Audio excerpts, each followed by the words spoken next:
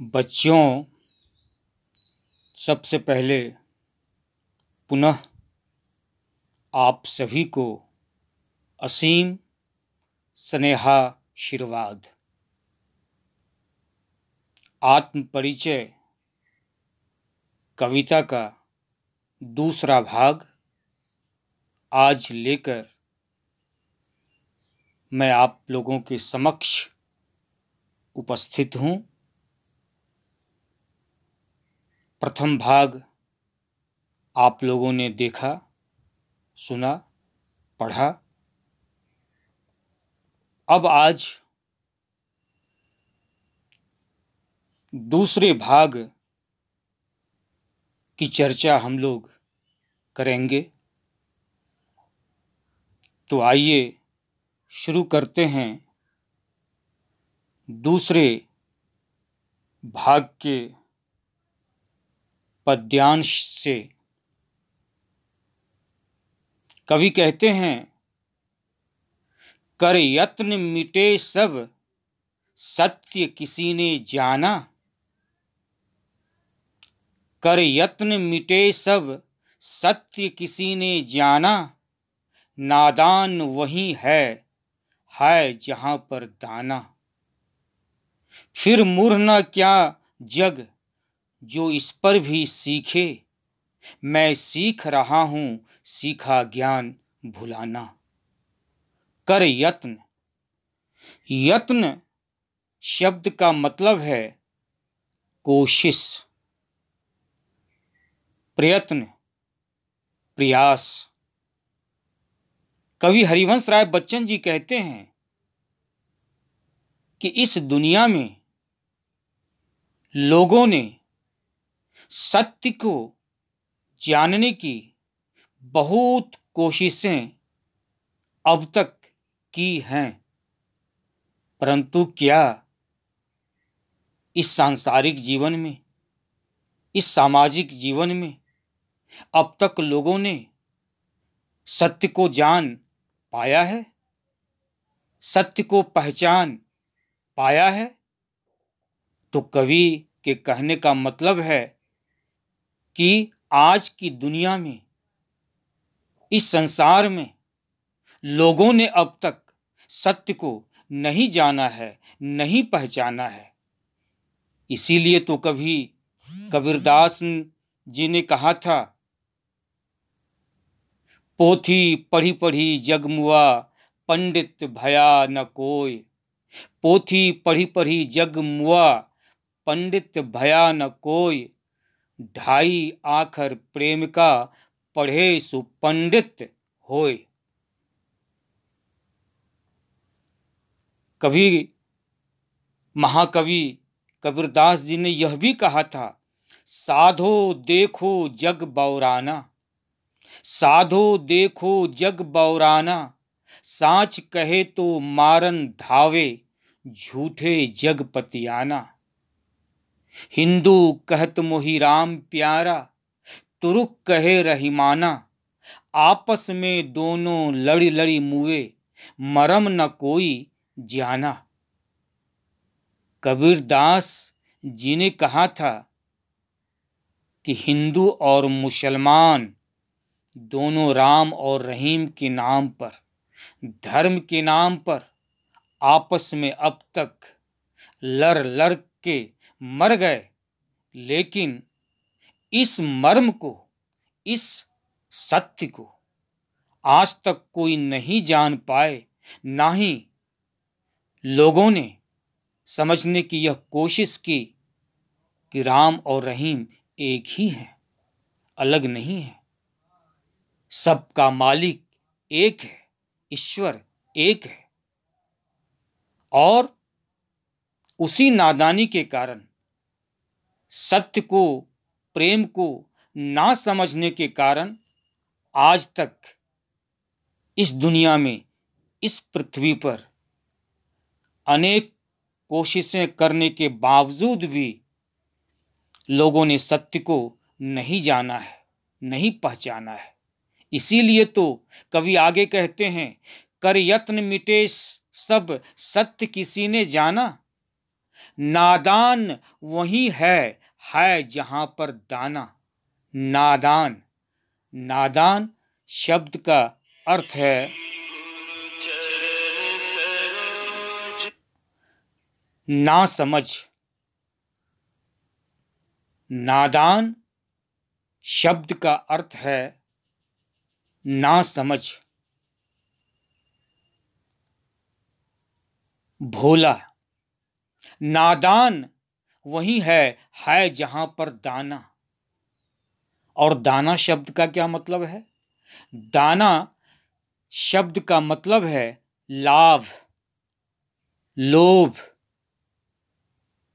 या भोग सामग्री, धन, वैभव, इसको कहते हैं दाना। इस दुनिया में लोग बहुत नासमझ हैं। जहां उन्हें धन या वैभव या भोग सामग्री मिलती है, वहीं वे ठहर जाते हैं, रुक जाते हैं, उसी में लग जाते हैं, वहीं दाना चुगने लगते हैं। जबकि यह सत्य नहीं है, यह प्रेम का मार्ग नहीं है। विषय वासना में लोग लिप्त हो जाते हैं। फिर मूढ़, मूढ़ मतलब मूर्ख, बेवकूफ, नासमझ, मूढ़ का अर्थ है। मूढ़ मतलब मूर्ख, नासमझ। फिर मूढ़ न क्या जग जो इस पर भी सीखे। इतना होने के बावजूद, इतना होने के बाद भी दुनिया अब तक यह नहीं समझ पाई है कि सत्य का रास्ता सही है, प्रेम का मार्ग सही है। फिर मूढ़ न क्या जग जो इस पर भी सीखे। लोग धन, वैभव, मोह, माया, सांसारिक जाल में फंसे हुए हैं, उलझे हुए हैं।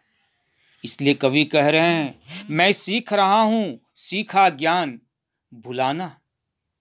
इसलिए कवि कह रहे हैं कि मैं इस नादानी को समझ गया हूं, मैंने समझ लिया है इस नादानी को। इसलिए ऐसे ज्ञान को मैं भूलने की कोशिश कर रहा हूं, प्रयास कर रहा हूं। क्योंकि धन वैभव से युक्त मुझे संसार नहीं चाहिए, मुझे प्रेम शून्य संसार नहीं चाहिए। मुझे संसार कैसा चाहिए? कवि कह रहे हैं, मुझे संसार चाहिए जहां प्रेम की बात हो, जहां सत्य की बात हो। इसलिए कवि हरिवंश राय बच्चन जी कहते हैं, कर यत्न मिटे सब सत्य किसी ने जाना।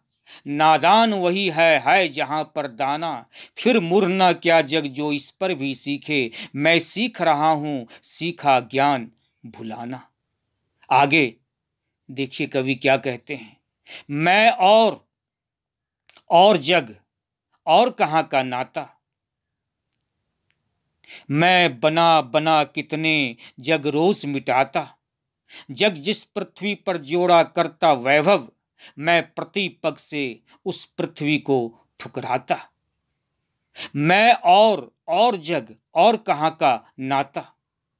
कवि हरिवंश राय बच्चन जी कहते हैं कि मेरा इस दुनिया से कोई संबंध नहीं है, कोई नाता नहीं है। क्योंकि यह दुनिया प्रेम के रास्ते पर नहीं चलती है। यह दुनिया धन वैभव जोड़ती है। इस दुनिया में कहीं भी प्रेम नहीं है। और जहां प्रेम नहीं है, जिस संसार में प्रेम नहीं है, जिस दुनिया में प्रेम नहीं है, उस दुनिया से हमारा कोई नाता नहीं है, कोई रिश्ता नहीं है, कोई संबंध नहीं है। मैं बना बना कितने जग रोज मिटाता। इसलिए कवि कहते हैं कि मैं रोज नई दुनिया का निर्माण करता हूँ। मेरी कल्पना, मेरी सोच, मेरे विचार नए संसार का निर्माण करते हैं। मैं रोज नई नई दुनिया बनाता हूँ, और अगर मुझे उसमें दोष दिखाई पड़ता है, अवगुण दिखाई पड़ता है, तो उस दुनिया को बना बना कर मैं मिटा देता हूँ। अगर मुझे लगता है कि मेरी बनाई हुई दुनिया आदर्श नहीं है, मेरी बनाई हुई दुनिया में आदर्श समाज का निर्माण नहीं हो पाया है, तो ऐसी दुनिया को मैं बना बना कर मिटा देता हूँ। इसलिए कवि कहते हैं, मैं बना बना कितने जग रोज मिटाता, जग जिस पृथ्वी पर जोड़ा करता वैभव। वैभव का अर्थ है धन, संपत्ति। इस दुनिया में, इस पृथ्वी पर जहां सिर्फ धन जोड़ने की बात होती है, धन एकत्र करने की बात होती है, धन संपदा को संग्रहित करने की बात होती है, वैसी पृथ्वी को, वैसी दुनिया को, वैसी पृथ्वी को मैं प्रतिपग ठुकराता हूं, क्योंकि वैसी दुनिया से हमारा कोई संबंध नहीं है, वैसी दुनिया से हमारा कोई सरोकार नहीं है। मुझे नहीं चाहिए धन संग्रह एकत्र करने वाली दुनिया, मुझे नहीं चाहिए प्रेम शून्य दुनिया। मुझे तो चाहिए ऐसी दुनिया जहां प्रेम की बात हो, जहां लोग प्रेम को महत्व दें। इसलिए कवि कहते हैं, मैं और जग और कहाँ का नाता, मैं बना बना कितने जग रोज मिटाता, जग जिस पृथ्वी पर जोड़ा करता वैभव, मैं प्रतिपग से उस पृथ्वी को ठुकराता। आगे देखिए कवि क्या कहते हैं, मैं निज रोदन में राग लिए फिरता हूं, मैं निज रोदन में राग लिए फिरता हूं, शीतल वाणी में आग लिए फिरता हूं, हो जिस पर भूपों के प्रासाद निछावर, मैं वह खंडहर का भाग लिए फिरता हूं। मैं निज रोदन में राग लिए फिरता हूं। रोदन, रोदन का अर्थ है रोना, रोदन। और राग का अर्थ है यहां प्रेम, अनुराग, स्नेह, प्यार, मोहब्बत। मैं निज रोदन में राग लिए फिरता हूं। कवि हरिवंश राय बच्चन जी कहते हैं कि मेरे रुदन में भी प्रेम छलकता है, मैं रोता भी हूं तो उसमें स्नेह है, वहां प्यार है, मोहब्बत है, और मैं उस प्रेम को लेकर इस संसार में घूमता हूं, फिरता हूं, विचरण करता हूं। शीतल वाणी में आग लिए फिरता हूं। और कवि कहते हैं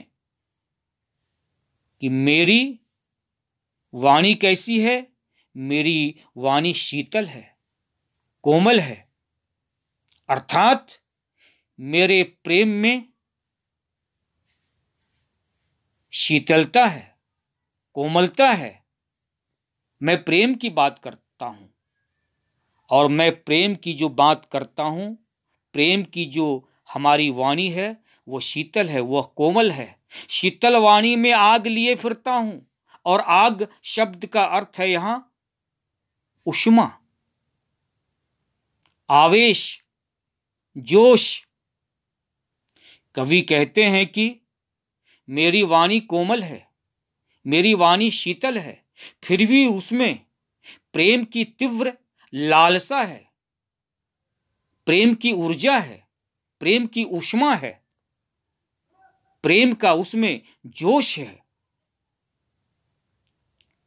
मैं निज रोदन में राग लिए फिरता हूं, शीतल वाणी में आग लिए फिरता हूं, हो जिस पर भूपों के प्रासाद निछावर,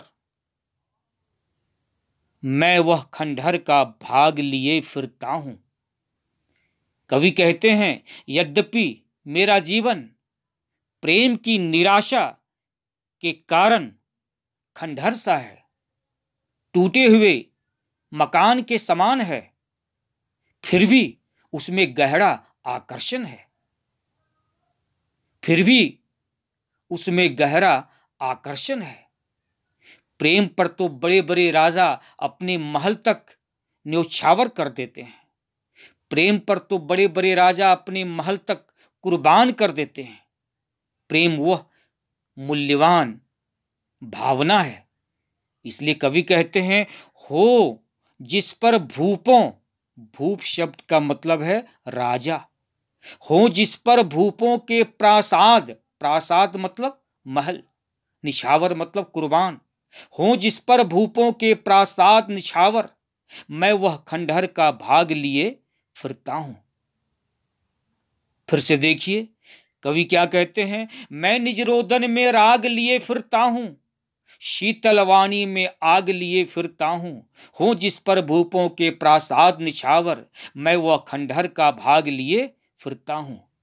कवि हरिवंश राय बच्चन जी कहते हैं कि मेरे स्वर में रुदन है, निराशा है, परंतु इस रुदन में भी प्रेम की सच्ची भावना है। आशय यह है कि मेरे हृदय में वियोग की वेदना है, मैं रोता हूं, लेकिन मेरे इस रोदन में भी प्रेम छलकता है। यद्यपि कवि का स्वर विरह वेदना के कारण कोमल है, मधुर है, शीतल है, ऐसा कवि स्वीकार करते हैं, लेकिन कवि कहते हैं कि उसमें प्रिय को न पाने की आग भी उतनी ही प्रबल है, सबल है। इसलिए तो कवि कहते हैं कि शीतल वाणी में आग लिए फिरता हूं। आग का अर्थ है यहां जोश, आवेश, तीव्र लालसा। कवि कहते हैं, मेरी वाणी यद्यपि कोमल और शीतल है, फिर भी उसमें प्रेम की तीव्र लालसा है, जोश है, आवेश है, ऊर्जा है, उष्मा है। हो जिस पर भूपों के प्रासाद निछावर, मैं वह खंडहर का भाग लिए फिरता हूं। कवि कहते हैं, खंडहर सा है मेरा प्रेम, निराशा के कारण, वियोग के कारण, विरह के कारण, फिर भी उसमें गहरा आकर्षण है, क्योंकि वहां प्रेम की खोज है, प्रेम की उम्मीद है, प्रेम की आशा है। प्रेम तो वह मूल्यवान भावना है। बार बार कभी जोर देते हैं कि प्रेम तो वह मूल्यवान भावना है जिस पर बड़े बड़े राजाओं ने अब तक अपने महलों को न्योछावर कर दिया है, कुर्बान कर दिया है। उसी मूल्यवान प्रेम को मैं मन में बसाए हुए हूं, ऐसा कवि स्वीकार करते हैं, मानते हैं। इसलिए बार बार कवि अपनी कविताओं में प्रेम को महत्व देते हैं। आगे देखिए कवि क्या कहते हैं, मैं रोया, मैं रोया इसको तुम कहते हो गाना, मैं रोया इसको तुम कहते हो गाना, मैं फूट पड़ा तुम कहते छंद बनाना, क्यों कवि कहकर संसार मुझे अपनाए, मैं दुनिया का हूं एक नया दीवाना। मैं रोया, रोया मतलब रोना, मैं रोया इसको तुम कहते हो गाना। कवि हरिवंश राय बच्चन जी कहते हैं, मैं रोता हूं तो मेरा रोना मेरे हृदय का रुदन है। मेरा रोना वास्तव में मेरे हृदय का रुदन है, मेरे हृदय की वह चित्कार है। और उसके कारण मैं प्रेम में या विरह वेदना में रोता हूं। मैं रोया इसको तुम कहते हो गाना, मैं फूट पड़ा तुम कहते छंद बनाना। फूट पड़ा, फूट पड़ा शब्द का अर्थ है बहुत आवेग से रोना, बहुत आवेग से रोना। जब मैं प्रेम के आवेग से भरकर पूरे उन्माद से रोता हूं और मेरा वह रुदन जब शब्दों में फूट पड़ता है, तो कवि कहते हैं कि दुनिया कहती है, संसार कहता है कि मैं छंद का निर्माण कर रहा हूं, छंद की रचना कर रहा हूं। इसके ऊपर कवि ने क्या कहा? और जब मैं रोता हूं तो लोग कहते हैं कि मैं गाना गा रहा हूं, मैं गीत गाता हूं। सच्चाई तो यह है कि मेरा रुदन का जो संबंध है वह हृदय से है, वह मेरी वेदना से है। मैं रोया इसको तुम कहते हो गाना, मैं फूट पड़ा तुम कहते छंद बनाना। यहां भी प्रेम की बात है, विरह की बात है। क्यों कवि कहकर संसार मुझे अपनाए। कवि हरिवंश राय बच्चन जी कहते हैं कि मैं नहीं चाहता कि यह दुनिया मुझे कवि कहे या कवि के रूप में मुझे स्वीकार करे, मुझे कवि की पहचान दे। मैं ऐसा नहीं चाहता। मैं यह नहीं चाहता कि दुनिया मुझे कवि के रूप में व्यर्थ ही सम्मान दे। मैं कवि के रूप में दुनिया में अपने को स्थापित नहीं करना चाहता हूं। तो फिर कवि क्या चाहते हैं? क्यों कवि कहकर संसार मुझे अपनाए, मैं दुनिया का हूं एक नया दीवाना, मैं दुनिया का हूं एक नया दीवाना। दीवाना का मतलब है यहां प्रेम दीवाना। कवि हरिवंश राय बच्चन जी कहते हैं कि मैं तो प्रेम दीवाना हूं। मैं नहीं चाहता कि दुनिया मुझे कवि के रूप में स्वीकार करे या कवि के रूप में मुझे पहचान दे या कवि के रूप में मेरा सम्मान करे। मुझे दुनिया प्रेम दीवाने के रूप में स्वीकार करे, प्रेम दीवाने के रूप में पहचाने, क्योंकि मेरा हृदय प्रेम की मस्ती से भरा हुआ है। मेरा हृदय प्रेम की मस्ती से लबरेज है, मेरा हृदय प्रेम की मस्ती से लबालब है। मेरे हृदय में प्रेम ही प्रेम है। इसलिए मैं चाहता हूं कि यह दुनिया मुझे प्रेम दीवाना कहकर संबोधित करे, प्रेम दीवाने के रूप में स्वीकार करे, उस रूप में मुझे पहचान दे। फिर देख लेते हैं एक बार। मैं रोया इसको तुम कहते हो गाना, मैं फूट पड़ा तुम कहते छंद बनाना। क्यों कवि कहकर संसार मुझे अपनाए, मैं दुनिया का हूं एक नया दीवाना। मैं दीवानों का वेश लिए फिरता हूं। आगे देखिए कवि हरिवंश राय बच्चन जी क्या कहते हैं। मैं दीवानों का वेश लिए फिरता हूं, मैं मादकता निःशेष लिए फिरता हूं।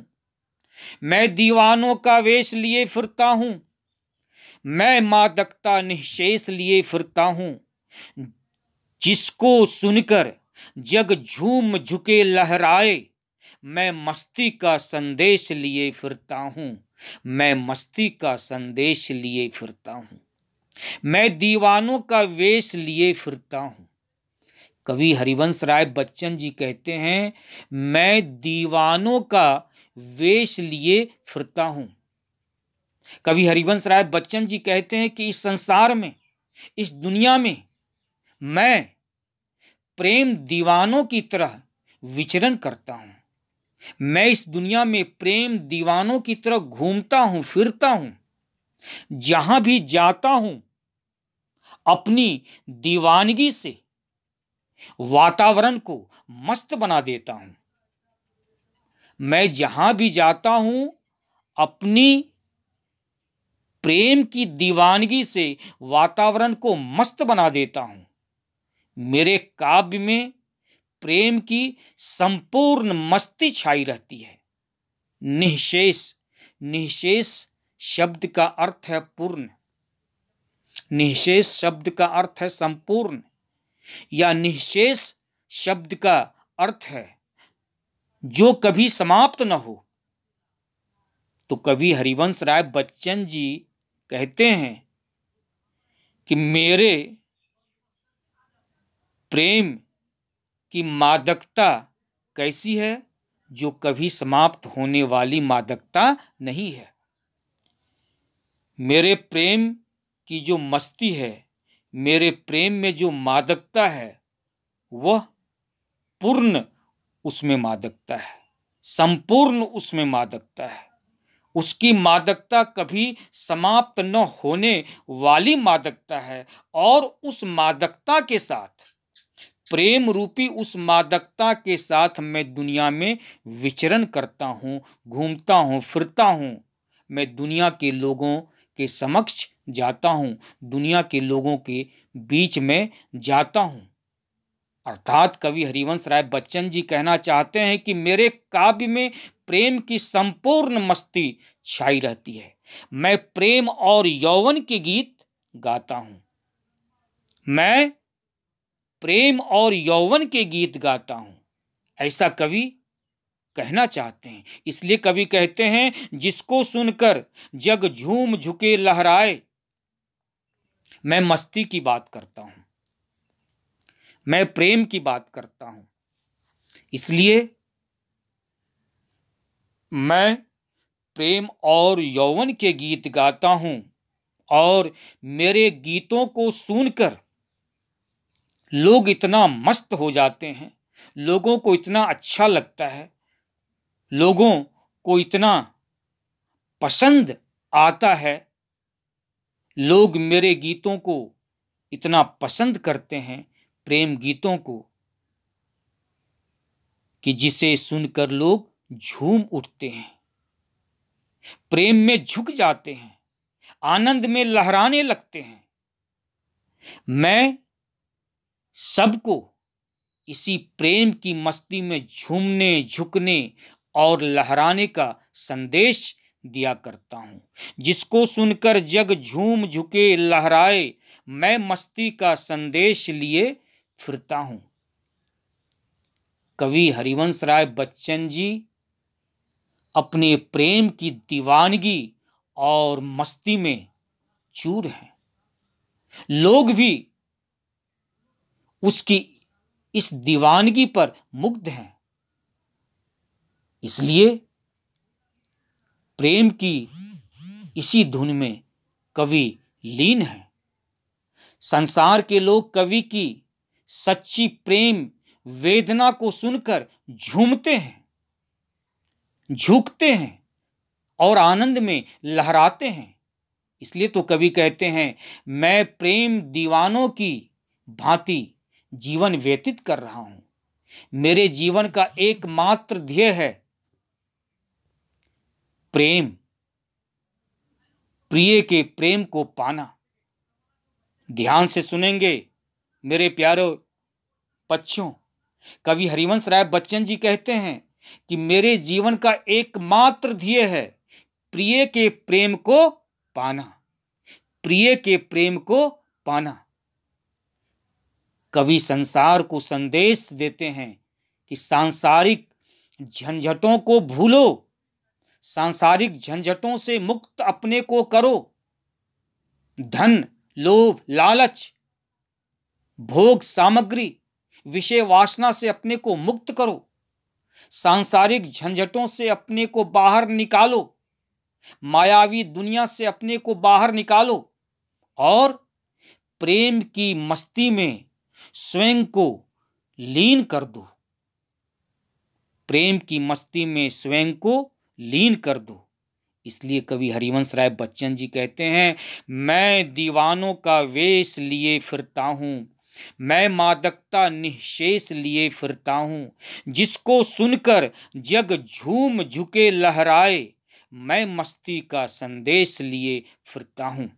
बार बार कवि प्रेम की बात करते हैं, प्रेम की महत्ता की बात करते हैं, मस्ती की बात करते हैं, और कवि कहते हैं कि मैं प्रेम की मस्ती में, मेरे प्रेम की मस्ती में झूमने, झुकने और लहराने का सच्चा संदेश है। इसलिए इस पूरी कविता में प्रेम की महत्ता का वर्णन कवि करते हैं।